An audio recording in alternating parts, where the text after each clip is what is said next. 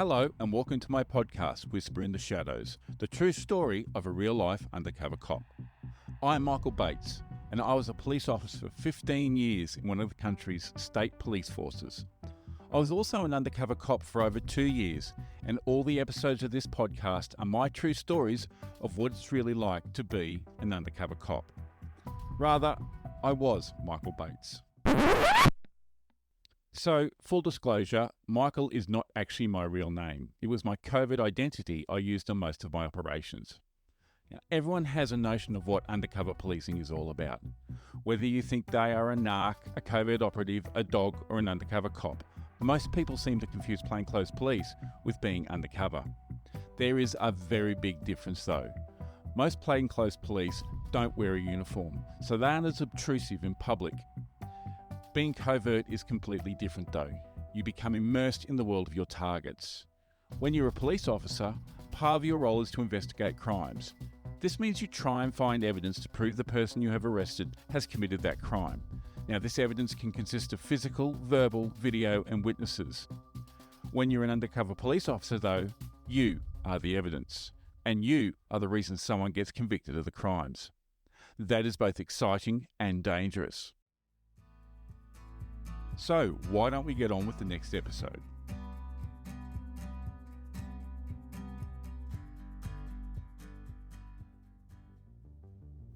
Welcome back once again as we get toward the end of the Whisper in the Shadows podcast, the true stories of Michael Bates, a real undercover police officer, who was me. Thank you for joining me, and I hope you're enjoying listening to them as much as I am telling them. At the end of last episode, I just bought some speed through a guy I had met at one of the clubs. Needless to say, the supplier turned out to be good for a whole lot of things, and I only did the one buy because, quite frankly, the group scared me and that one buy was enough to pick him up. It wasn't just the whole puppy thing, although that was a huge red flag. They all just gave off bad vibes. Gavin was also really flaky. So, in the end, I focused on other targets like the brothers and Alphonse. Now, as I've already mentioned, Alphonse was the brother of a notorious strip club, brothel and peep show places. How he was able to still be in business was beyond me, but he was. He owned the club where I met him and where the now infamous lap dance took place. Now, the club is still there. I was only walking past it a few months ago. It looks a lot less dingy than it did in my day, but hey, some things never change. I will really have to go back and check it out. So, Betty had been off having some appointments and we'd been out of touch for about a week. When I finally got to talk to her, she wasn't sounding very well. She laughed it off and we talked about Alphonse, and she said he was keen to sell to me, but wouldn't do it in the club. We had already decided to do it at my place so we could get it on video. It was just finding a time where it worked. The brothers were also eager to sell and wanted to have another meeting with me to discuss terms and ongoing supply. I agreed to meet them at her place later that week. Now, Betty was actually sick. She had been diagnosed with cancer and was getting treatment, but, as I later found out, it was terminal. I'm guessing the cancer, was one of the reasons she was going to help dismantle this drug syndicate, or rather syndicates. She did end up telling me one night at her place over a glass of red. I can't say I wasn't just a little upset. I know it sounds funny, but you actually do bond with some of these informants and targets for that matter.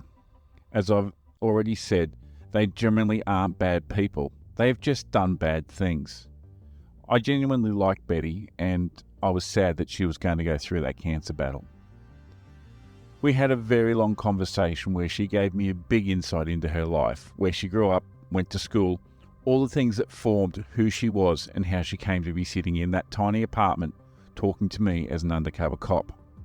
I don't remember her being angry or sad or regretful of choices. She had lived her life, and that was that. Did she wish she had not done some of the things she had? Sure, like getting caught. But I got the impression she didn't regret her life. During the conversation, I learned a lot about the underbelly of our city. There were stories of politicians, business people, even clergy, and some of the things they had dabbled in that would sully their stand-up reputations. Years later, I worked for one of these people at a company that he was on the board of. Every time I met him or saw him, I couldn't help but think of how much he was or had deceived the world and why he would hide who he really was. I mean, I know why. He was married and had been both at gay clubs both before and after that marriage. His previous roles would also have been questioned if his extracurricular activities had come to light. How they hadn't was beyond me. Same with some of the other high profile and high level politicians. Again, obviously, these stories were just that, and I never broached them with him, but there are times when you just know. I had no reason to doubt Betty. She had no reason to lie. So I just knew. The meet with Alphonse was organised for late one afternoon. I was living in a newish 2-bedroom apartment, and I had all the bits and bobs you have, like a lounge and a TV, a DVD player, a dining table and chairs, a bed, bedside tables in the master bedroom, and a hutch in the living dining room. There was the second bedroom, which was basically a spare junk room, so I kept all of my notebooks, laptop videotapes, etc. in there. It was a mess. There was a desk and an old single mattress in case I had someone stay over, but there was stuff everywhere. Now, I had been out playing golf with the boys earlier that day and had got caught in traffic heading home. Alphonse said he'd come by at about 4:30 p.m, but I wanted to be there well before in case he turned up early. Plus, I had to clean up the incriminating stuff and also set up the camera so pressing play would be easy. Of course, best laid plans and all of that. We took longer than I had hoped at golf. Well, okay, maybe I lost track of time. Then there was traffic, which back then was nowhere near as bad as it is now, but still bad enough to cause me stress. I got home at about 4:10 p.m. I know this because I had a text from my controller asking me where I was. I park the car, go out onto the street and have a quick look around to see if I can see Alphonse's car parked anywhere. I couldn't. I have time, I said to myself. I ran inside and raced upstairs. Now, as I said before, the spare room was messy. What I probably left out was that the unit itself was messy. I was a single lad. Well, a married single lad. Living by myself with no one to say to me, why haven't you put that away? Or don't leave your shirt on the floor. Or when are you going to wash those dishes? So yeah, it was a mess. Where do I start? I thought to myself. Also, I had to get changed because I was in golf clothes. Not sure how I'd explain that to him. Then I had to put a videotape into the recorder for the camera and make sure it was turned on and all reset up so it didn't look like he was being recorded. Now, do you remember when you were a kid and your parents asked you to clean your room? You'll get all the clothes and junk and throw it on the bed, off the floor, and pull the cover over to try and hide it? Well, that was plan number 1. Then I did a quick run around the living area and grabbed the plates and cups and rubbish and put everything, well, except the rubbish, into the dishwasher. Plan number 2, done. The spare room was going to take forever. So I got the incriminating stuff, put it all in a box I had, and put that in the dishwasher too. I certainly hoped he wasn't going to want to check out my appliances. Not sure if you remember me telling the story of keeping a credit card in the butter container, but I know why sometimes you put things in stupid places. There was still mess all over the place, but I thought, that'll do. I had my own personal desk computer with me at the times, as well as the laptop, so it was set up in the spare room. I couldn't do anything with it, so I threw a sheet over it. That'll hide it, I thought to myself. Then, as a final act of hiding, I pulled the door closed. Just as I get to the camera setup, the bell goes.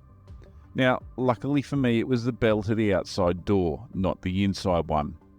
And secondly, it was one of those video phones. I pulled out the recording part of the setup, got out a tape, and was trying to get it out of the packing. Breep goes the door again. I get up and walk over to the video phone, picking it up. Hello? Nick, is that you? Can't see you, said Alphonse. Yes, mate, it's me. You won't see me, only I can see you. Oh, shit. Okay, can I come in then? Fuck, I thought to myself. I don't have the camera set up. Okay, so he is a little overweight. Will probably take him 4 or 5 minutes to walk up the stairs to where I am. I have enough time. I press the entry button. Yes, mate, just push on the door. I'm on the upper floor, 3rd door on the right. Righto, Mick, I'm on my way. I hung up the video phone, ran back to the hutch or bookcase or whatever you want to call it. I put the tape in and pushed it all the way back inside in its hiding place in the hutch. I didn't put the cover back on because the on switch was on the camera, which was hidden inside a clock radio that was sitting on the hutch shelves, and I needed to check it was recording. Now, the camera and clock was hardwired into the recorder. It was made to look like a power cable came out of the bottom that went into the wall, but part of that cable also ran down a little hole underneath the clock and into the recorder. I turned the camera on, and the green light was illuminated on the recorder. That was about 3 minutes. Any minute and I was going to get a knock on the door. I put the cover back on the hiding place, but as I did so, I didn't put it on straight. Remember, this was the first time I had used it for recording a buy. Ding dong, came the front doorbell. Fuck me, I cursed under my breath. Coming, mate, I yelled out. Now, I was on my knees on the floor setting up this stupid thing. I didn't notice at that point the cover was skew-if and looked like part of the hutch at the bottom had come away. As I stood up, I grabbed onto the shelf of the hutch to help me up. As I did so, I must have knocked the clock a little bit. It was set up to cover the dining table and the front door. I didn't notice it at the time because I was rushing and I was stressing. I dust myself off. Ding dong came the bell, again followed by a couple of bashes on the door made by a hand, not a fist. I run over and open it up. Standing in the doorway was Alphonse, looking rather pissed at having to wait. Now, he was an older guy, Southern European background, probably about 5'6", so a little shorter than me, but rotund.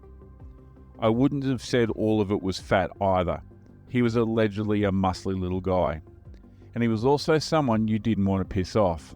Mate, I said, what took you so long, Mick? I was standing here forever. And he said back, yeah, sorry mate, really, I was just cleaning up a bit. What, do you think you're going to fuck me after the deal or something? Came his reply. Nah, nothing like that. You know how it is, I said. Yeah, okay, he replied. I wasn't sure if he bought it, but he didn't seem overly suspicious. Just more annoyed at being made to wait.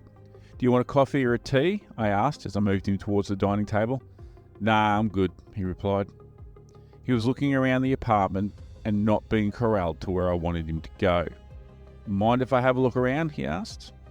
Now, I did mind, and I didn't want him to go poking his nose into anything.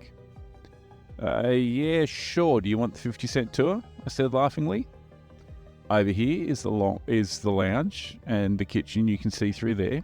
I have a balcony that runs out off the lounge and across to the bedroom, I said. He followed me into the kitchen. Shit view, he said. Well, we are in suburbia, mate, I replied. He then walked over to the bedroom past the hutch. This is where the workbench is then, he asked. Yeah, I guess so. It's my bedroom and I have an ensuite. He stuck his head in and had a look around.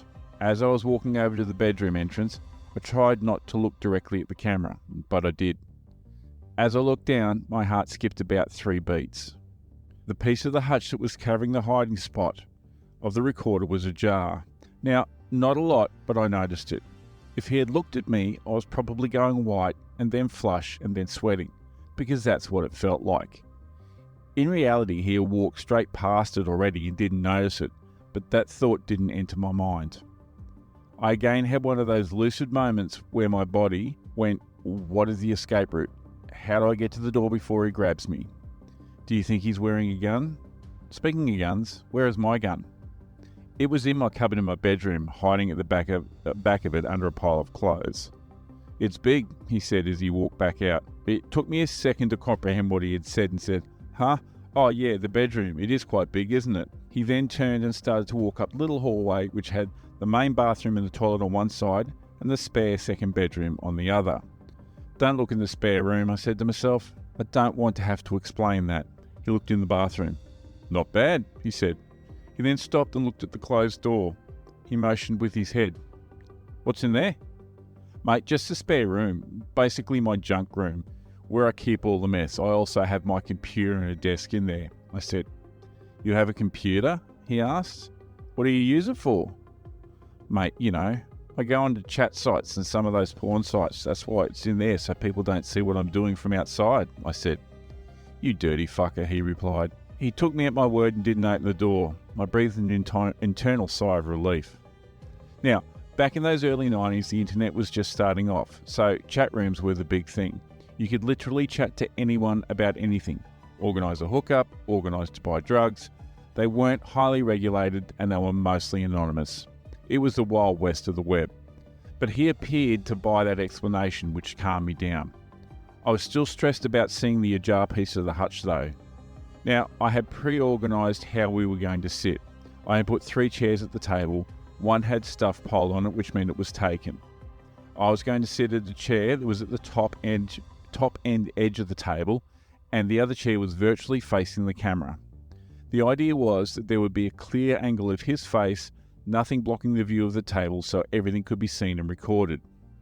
I would count the money on the table and out loud so it all got picked up, and he would hand me the drugs across the table. Now, we already know how well me and plans go, don't we? Well, as an initial run, it was actually going well.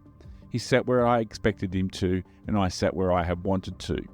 The camera had a clear view of his face and table. He also couldn't see the hutch from there, i.e. the piece I was stressing over. He could see the clock though. "Mate, your clock is slow," he said to me as I sat down. "Is it?" I replied, looking over at it nervously. "Yeah," he said, and he was right. It was about 18 minutes slow. I had no idea why, but I quickly said, "Yeah, the power did go out for a bit last night. Maybe that was it. Haven't noticed. I'll fix it up later." He nodded his head. "Right, so how much did you want?" he asked. "Didn't we do this already with Betty?" I replied. "Yes, Mick, just confirming.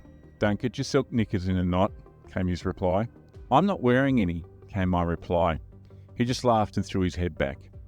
He reached into his pocket and pulled out a clip-seal bag with a whitish pink crystallised powder. "That looks the goods," I said. "Your customers will like this a lot, I can promise you that," he replied. "So, $3,000? I asked.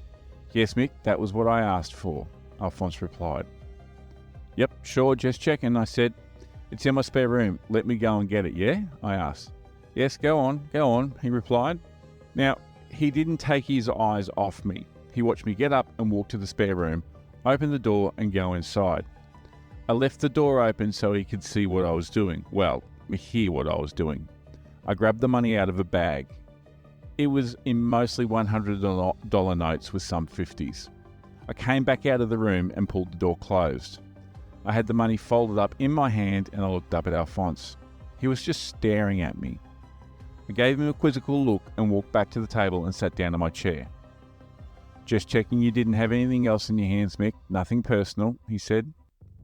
That made me feel a little uneasy. It also made me wonder what he had on him.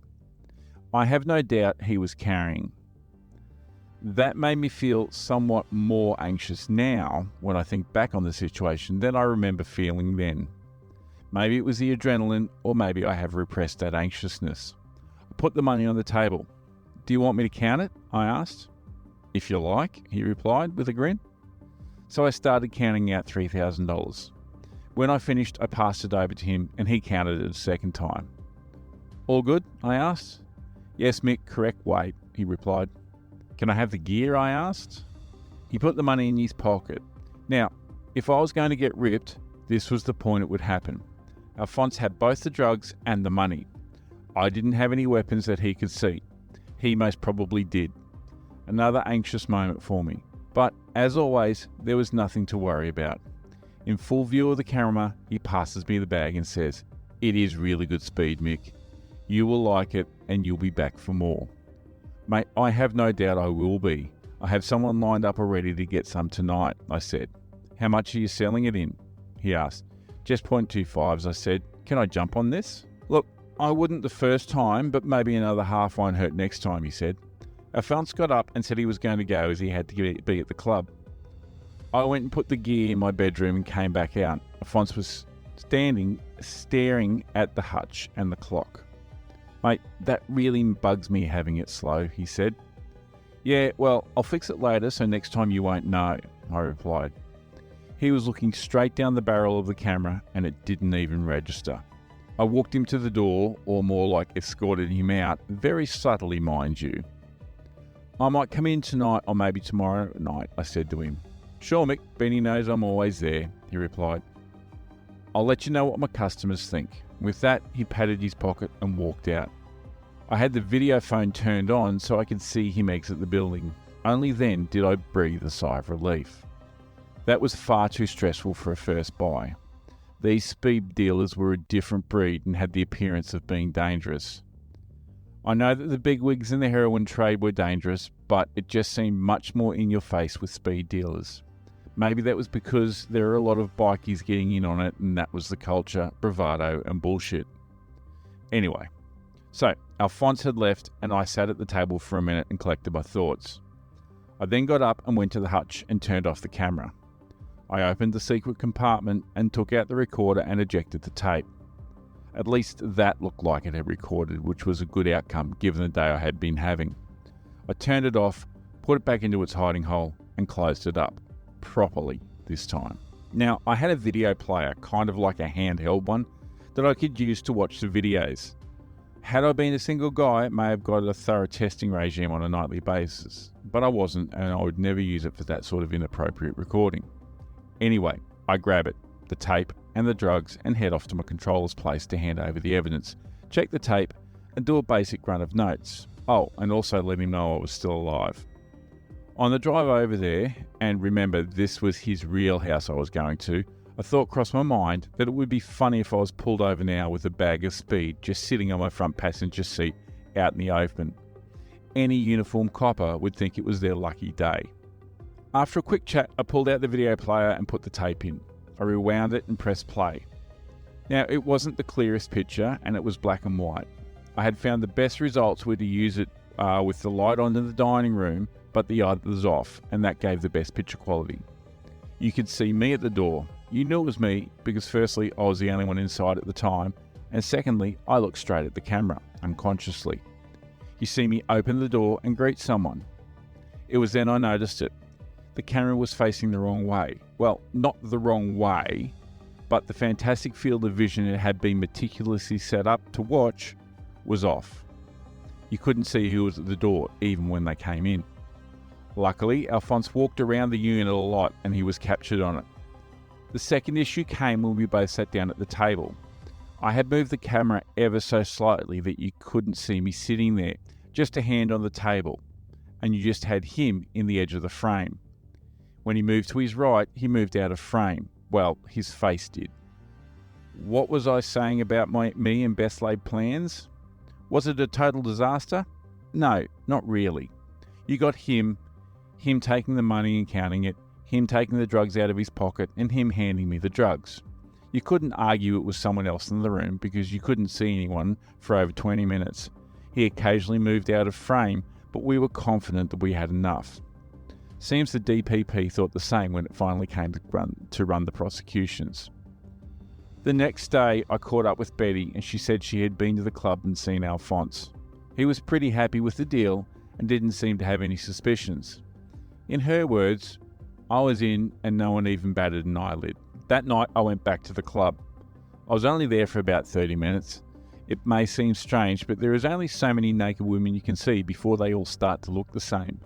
Being around them all the time desensitizes you to the female form and also to getting horny over a naked woman.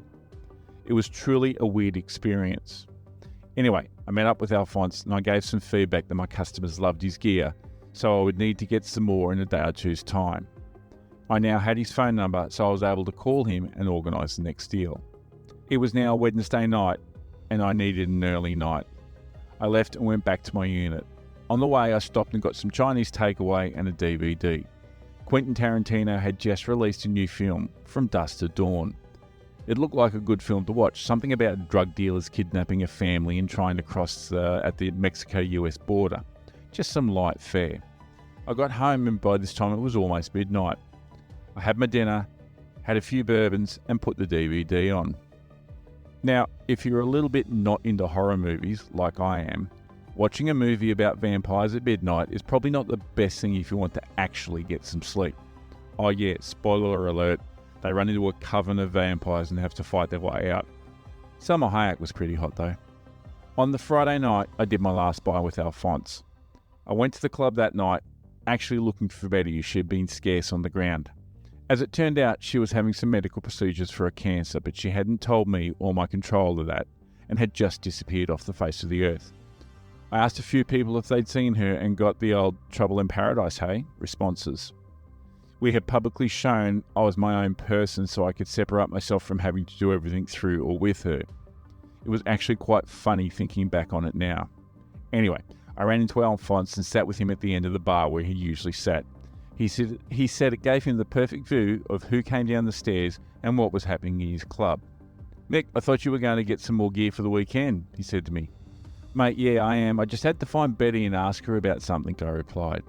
Now, that something was the buy with the brothers, but I wasn't going to tell him that. "Well, I have an ounce I can give you now," he said. "I'd have to go and get the money," I said. "And you don't like doing business in the club," I reminded him. No, I wasn't going to. I have to go and get it too." "Meet me at the Cosmo in about half an hour. Can you do that?" he asked. "Yeah, an hour would be better," I replied. Now, the Cosmo was a well-known cafe bar. It was a place that any crook was to be seen, and sometimes many coppers.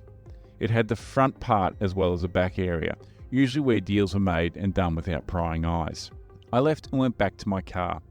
As I was walking back, I rang the controller and told him they had come up blank on Betty, but Alphonse wanted me to buy some more speed from him tonight.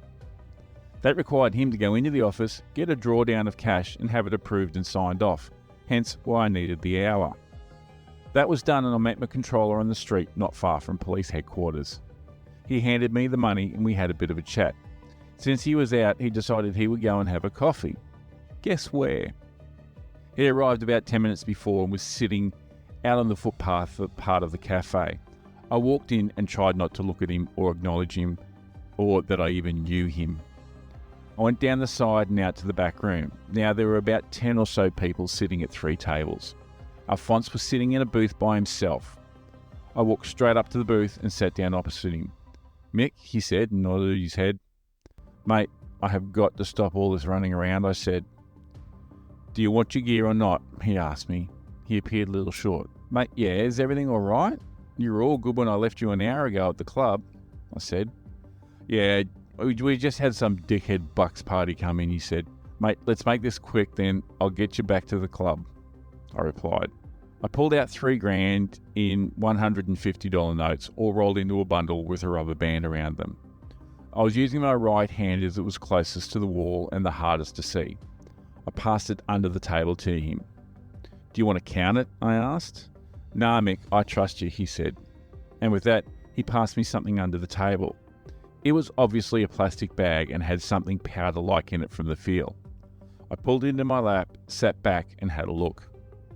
It was pinkish white in colour and looked crystallised. "That is good gear, Mick," he said to me. "I'll be able to jump on that for sure," I said. "Pleasure doing business with you." With that, I put the bag in my jacket pocket and went to get up. "Mate, have a good night," I said. "Yeah, do you want to come back for a drink?" he said. "Nah, better not. Too many jacks around tonight. I don't want to get caught holding all of this." "Yeah, fair enough," Alphonse said. We both got up and left together. As we got to the front, I shook his hand. He walked off down towards his club and I walked off in the other direction to my car. As this was happening, my controller got up, paid his bill and walked off behind me. I literally had to turn around and see who was following me before I realised it was him. I was that paranoid of getting rolled and having the speed stolen. "Jumpy munch?" he said as he smiled at me. We got back to my car and I drove him back to his. We went to my apartment where we did the lodging of the drugs as an exhibit and I made some notes. It was well after midnight, so my controller left to go home and I decided to try and get a good night's sleep. Not more than 10 minutes later my phone rang. All I could hear was yelling and music in the background. I looked at the number and it was one of the boys. They were out having a big night. Seemed only fair that I go and join them. Luckily, we didn't end up in any strip clubs, but we did end up at the casino. And again, I was made to stand on my own as per usual. I did, however, win some money on the craps table that night. That's all we have time for today's episode. Make sure you catch up next Tuesday when I detail the buys I had with the brothers. Thanks for listening. Thank you for listening to Whisper in the Shadows, my true stories of a real-life undercover cop. I hope you've enjoyed that episode. In the next one, we'll explore more exciting stories from my operations. Please make sure you subscribe to the podcast so you never miss an episode. Lastly, if you're an ex-covert operative or undercover police officer, I would love to chat to you about your experiences. Or if you're feeling dangerous, tell your stories on my podcast. Please get in contact by my email, which is whisperintheshadowspodcast@gmail.com. I look forward to you joining me next time.